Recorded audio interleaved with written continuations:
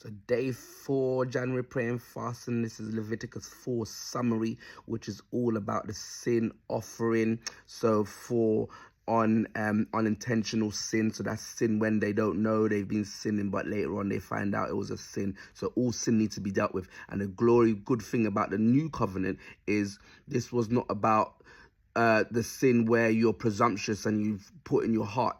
In Old Covenant, this sin's about those that were serving God, and then the unintentional sin. Whereas in the New Covenant, for people that wasn't serving God and presumptuous had a heart against God, there was still atonement for them. So we're thankful that the New Covenant atonement is different to this atonement. But with this sin offering, there was different offerings for depending on who. So first the priest, it was almost like if the priest, there's more expectation for the priest, almost more like higher measure. So if they were the only offering that would be inside the tent of meetings, where all the other offerings wouldn't be sprinkled inside the tent of meetings, so it was like the priest. Just similar in James, later in the New Covenant, James said like it's almost the teachers, they have to be more aware of things, greater measure of judgment if a teacher does something wrong, similar to the priests now. So the priests, they were to have a bull if they were to sin, and then still a big feature on the laying of hands. And then after that, the nation as well, they would have to use a bull, and all the elders would lay their hands when it's a nation that has sinned unintentionally. But then when it's the ruler of the nation, they'll use like a young kid, and this is showing that the ruler is not more than God. The priest represents God, and the ruler is not more than the nation and the people. And then when you individual, just a normal person sins, also a young kid would be used as well. So this is all about God's trying to deal with all types of sin unintentionally. Once you know of it, it needs to be dealt with.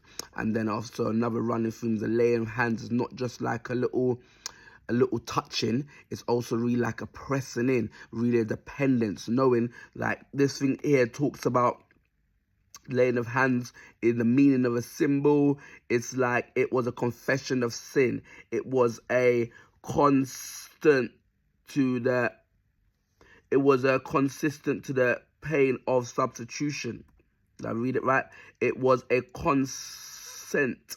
Yeah, it was a consent to the plan of substitution. So we're laying hands, understanding that we're substituting for this victim.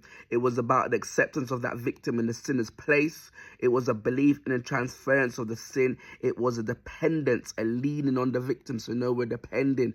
We can only be forgiven through depending on this person atoning for our sins and stuff like that. And again, later on, it's about depending on Jesus, depending on what he done in the cross, understanding that what he's done. And there was a big thing about understanding assurance that we're going to be given forgiveness. So it's a beautiful thing here that you can be assured from the sin offering that you'll be given forgiveness and stuff like that, because you're walking right with God and you've been living right, but your unintentional sin now has been made known, but you can be assured that you will be forgiven. Other running themes we got here. So we talked about the sin of offense against the holiness of God. So the veil guarding his holy presence must receive sacrificial blood. There's a reason why the priest's one was inside a tent. What else are running themes? So to summarize Leviticus 4, we had God cared about unintentional sins. All sins had to be dealt with regardless of title. Great accountability for priests and judged in a stricter measure. We had a laying of hand on the bull's head, and then part to be burnt outside the camp as well. That was to show that the effects of and the memory of sin were to be removed from the people. Then we had the elders of the congregation lay their hands on the head of the bull, representing the nation. An assurance of forgiveness, talking about, and no one is greater than God. We talked about the reason of the difference between what the ruler or the king would sacrifice compared to what the priest and the nation would sacrifice. And then sin which has been committed comes to knowledge was important. Once you know of the sin, it needs to be dealt with.